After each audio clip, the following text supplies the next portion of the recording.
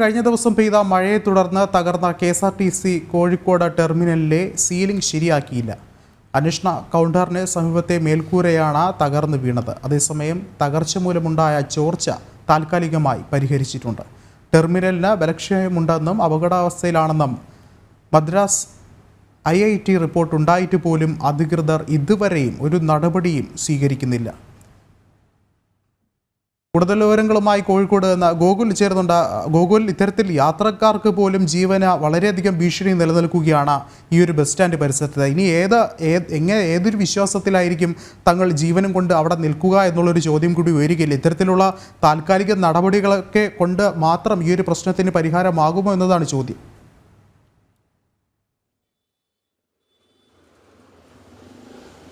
വിഷ്ണു, ഈ Kozhikode KSRTC bus ടെർമിനലിനെ പറ്റി നേരത്തെ തന്നെ നിരന്തരമായി നിരവധി പരാതികളൊക്കെ ഉണ്ടായിരുന്നു. അത് 2015 ഈ KSRTC ബസ് ടെർമിനലിന്റെ ഉദ്ഘാടനം നടക്കുന്നത്. തുടർന്ന് 6 വർഷങ്ങൾക്ക് ശേഷം തന്നെ അതിന്റെ തൂണുകൾക്കും ബീമുകൾക്കൊക്കെ ബലക്ഷയമുണ്ടെന്നതിനെ സംബന്ധിച്ച് നിരവധി പരാതികൾ ഉയരുകയും തുടർന്ന് അത് മദ്രാസ് IITയുടെ നേതൃത്വത്തിലുള്ള സംഘം അതിനെക്കുറിച്ചൊരു പഠനം നടത്തുകയും ചെയ്തിരുന്നു. 13 മാസത്തോളം ഈ സംഘം പഠനം നടത്തിയതിന്റെ അടിസ്ഥാനത്തിൽ 80% ബീമുകൾക്കും 98% തൂണുകൾക്കും ഒക്കെ കംപ്ലൈന്റ് ഉണ്ട് എന്നും അത് തിരുത്തണമെന്നും അത് പരിഹരിക്കണമെന്നും ആവശ്യപ്പെട്ടുകൊണ്ടുള്ള റിപ്പോർട്ട് ഗതാഗത മന്ത്രിക്ക് സമർപ്പിച്ചിരുന്നു. ആന്റണി രാജു ആയിരുന്നു ഗതാഗത മന്ത്രി. 2023 മെയ്യിലാണ് അത്തരത്തിലുള്ള റിപ്പോർട്ട് സമർപ്പിച്ചത്. 30 കോടിയോളം രൂപ ചെലവഴിച്ച് അറ്റകുറ്റപ്പണി നടത്തണമെന്നാണ് 30 കോടിയോളം രൂപയുടെ അറ്റകുറ്റപ്പണി നടത്തേണ്ടി വരുമെന്നാണ് ആ റിപ്പോർട്ടിലുള്ളത്. എന്നാൽ അത്തരത്തിലുള്ള ഒരു നടപടി എടുക്കാൻ അല്ലെങ്കിൽ അത്തരത്തിൽ പ്രശ്നങ്ങൾക്ക് പരിഹാരം കാണാൻ KSRTCക്ക് സാധിച്ചിട്ടില്ല എന്നുള്ളതാണ് വസ്തുത. 2023 മെയ്യിലായിരുന്നു ഇത്തരത്തിലുള്ള റിപ്പോർട്ട് IIT സംഘം ഗതാഗത മന്ത്രിക്ക് നൽകിയത്. എന്നാൽ ആ പ്രശ്നങ്ങളൊന്നും പരിഹരിക്കാത്തത് മൂലമുള്ള പ്രശ്നങ്ങളാണ് ഇപ്പോൾ സംഭവിച്ചുകൊണ്ടിരിക്കുന്നത് എന്നാണ് മനസ്സിലാക്കാൻ വേണ്ടി സാധിക്കുന്നത്.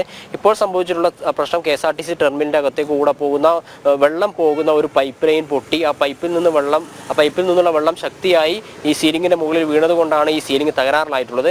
ഇപ്പോൾ ആ പൈപ്പിന്റെ കണക്ഷൻ ശരിയാക്കിയിട്ടുണ്ട്. എന്നാൽ സീലിംഗിന് സംഭവിച്ചിട്ടുള്ള തകരാറ് പരിഹരിക്കാൻ ഇതുവരെ തയ്യാറായിട്ടില്ല. അതിനുള്ള നടപടിയിലേക്ക് കടക്കുന്നു എന്നാണ് KSRTCയുമായി ബന്ധപ്പെടുമ്പോൾ നമുക്ക് അറിയാൻ വേണ്ടി സാധിക്കുന്നത്. ഈ തൂണുകൾക്കും ബീമുകൾക്കും ഒക്കെ വലിയ രീതിയിലുള്ള വിള്ളലുകൾ KSRTC കോംപ്ലക്സിലുണ്ട്. അതുമായി ബന്ധപ്പെട്ട പരാതികൾ നേരത്തെ തന്നെ ഉണ്ടായിരുന്നു.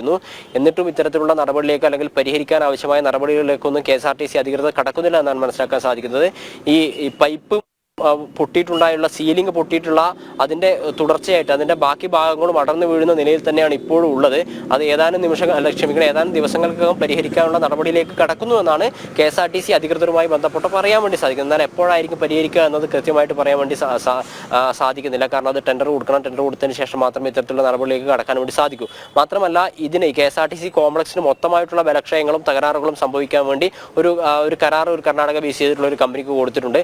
എന്നാൽ അവർക്ക് ആവശ്യമായ തുക അവർ ടെൻഡർ വിളിച്ചെടുത്തുള്ളത് 33 കോടി രൂപയ്ക്കാണ്. 33 കോടി രൂപയ്ക്കാണ് ഇതിന്റെ അറ്റകുറ്റപ്പണി നടത്താമെന്നാണ് അവർ ഏറ്റെടുത്തിട്ടുള്ളത്.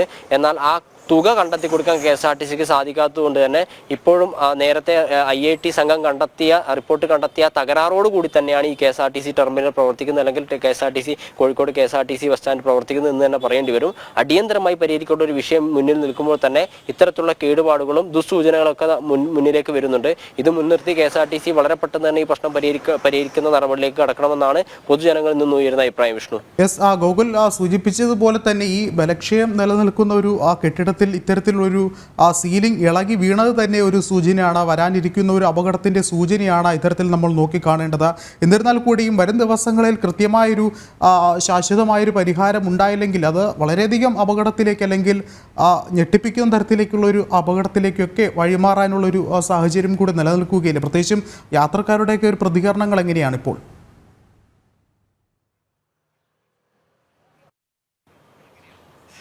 വിഷ്ണു, അതുതന്നെയാണ് പറയുന്നത്. നമ്മൾ ഈ കെട്ടിടത്തിന് ബലക്ഷയമുണ്ട് എന്നതിനെ സംബന്ധിച്ച്, അതായത് ആദ്യം വിചാരിച്ചതിൽ ഗൗരവമായ രീതിയിലുള്ള ബലക്ഷയമുണ്ട് എന്നത് സംബന്ധിച്ച റിപ്പോർട്ടാണ് മദ്രാസ് IITയുടെ നേതൃത്വത്തിലുള്ള സംഘം പഠിക്കുകയും ആ പഠന റിപ്പോർട്ട് ഗതാഗത മന്ത്രിക്ക് നൽകുകയും ചെയ്തത്. അതായത് പ്രാഥമിക റിപ്പോർട്ട് നൽകി 15 മാസം പഠിച്ചതിന് ശേഷമാണ് ഇത്തരത്തിലുള്ള റിപ്പോർട്ട് ഗതാഗത വകുപ്പ് മന്ത്രിക്ക് നൽകിയത്.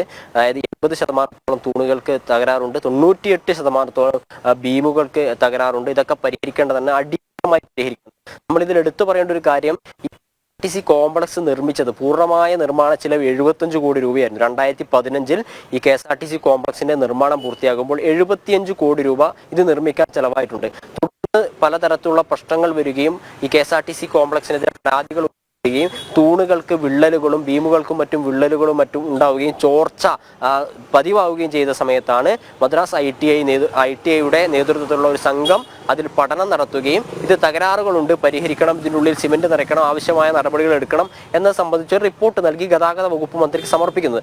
ആ റിപ്പോർട്ട് പ്രകാരമുള്ള നടപടികൾ പൂർത്തിയാക്കണമെങ്കിൽ 33 കോടി രൂപയാവുമെന്നാണ് പറയുന്നത്. അതായത് 75 കോടി രൂപയ്ക്ക് നിർമ്മിച്ച ഒരു കെട്ടിടത്തിന്റെ അറ്റകുറ്റപ്പണികൾ തീർക്കാൻ അല്ലെങ്കിൽ നടപ്പിലാക്കാൻ 33 കോടി രൂപ, ഏകദേശം പകുതിയോളം രൂപ തന്നെ അറ്റകുറ്റപ്പണികൾ നടപ്പിലാക്കാൻ വേണ്ടി ചെലവാക്കേണ്ടി വരുമെന്നുള്ളതാണ് ആ റിപ്പോർട്ടിൽ പറയുന്നത്. അതായത് ഒരു ബിൽഡിംഗ് 7 വർഷം മാത്രം പഴക്കമുള്ള, അതായത് റിപ്പോർട്ട് തുടങ്ങുമ്പോൾ, പഠനം തുടങ്ങുമ്പോൾ 7 വർഷം മാത്രം പഴക്കമുള്ള ഒരു ബിൽഡിങ്ങിന്റെ അറ്റകുറ്റപ്പണിക്ക് ആ ബിൽഡിംഗ് പൂർത്തിയാക്കാൻ എടുത്തത് തുകയുടെ പകുതിയോളം തുക തന്നെ ചെലവാക്കേണ്ടി വരും എന്ന് പറയുന്ന സമയത്ത് തന്നെ ഇതിന്റെ ഈ നിർമ്മാണവുമായി ബന്ധപ്പെട്ട കാര്യങ്ങളൊക്കെ പരിഗണിക്കേണ്ടതായിട്ട് വരും. അതുമായി ബന്ധപ്പെട്ട നിരവധി പരാതികൾ വിജിലൻസിന്റെ ഒക്കെ പരിഗണനയിലാണ്. അവർ പരാതി അന്വേഷിച്ചുകൊണ്ടിരിക്കുകയാണ്. തീർപ്പൊന്നും ആയിട്ടില്ല. അതായത് ഒരു ബിൽഡിംഗ് പൂർത്തിയാക്കാൻ എടുത്ത തുകയുടെ പകുതി തുക ചെലവാക്കിക്കൊണ്ട് അറ്റകുറ്റപ്പണി നടത്തണമെന്ന് പറയുക. എന്നാൽ ആ റിപ്പോർട്ട് സമർപ്പിച്ച് 1 വർഷത്തിന് ശേഷവും ഒരു നടപടിയും സ്വീകരിക്കാത്ത ഒരു സാഹചര്യം ഉണ്ടാവുക. അതാണിപ്പോൾ കോഴിക്കോട് KSRTC കോംപ്ലക്സിൽ നടന്നുകൊണ്ടിരിക്കുന്നത്. അതുമായി ബന്ധപ്പെട്ടുള്ള തുടർ പ്രവർത്തനങ്ങളാണ്, അല്ലെങ്കിൽ അത്തരത്തിലുള്ള കാര്യങ്ങൾ ചെയ്തു തീർക്കാത്തത് മൂലമുള്ള പ്രശ്നങ്ങളാണ് ഇപ്പോൾ അവിടെ നടക്കുന്നത് എന്ന് തന്നെ നമുക്ക് പറയേണ്ടി വരും.